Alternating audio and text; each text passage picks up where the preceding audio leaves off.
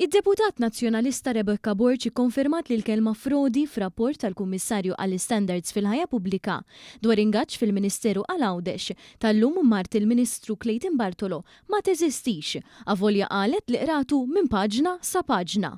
Dan ħareġ waqt konferenza tal-aħbarijiet indirizzata mill-istess Borch u deputat nazzjonalista Derin Karabot fejn wara nofsija isemmu l-kelma frodi.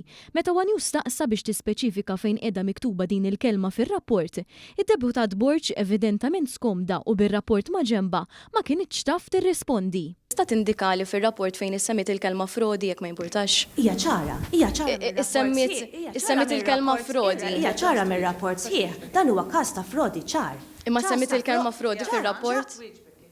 ċans ta' frodi ċar. Rajtu minn paġna sa paġna. Sa dan it-tant kien il-Partit Laburista stess li indika dan fi stqarrija fejn qal li din hija biss invenzjoni oħra ta' Bernard Grech u l-ferat estremisti tiegħu.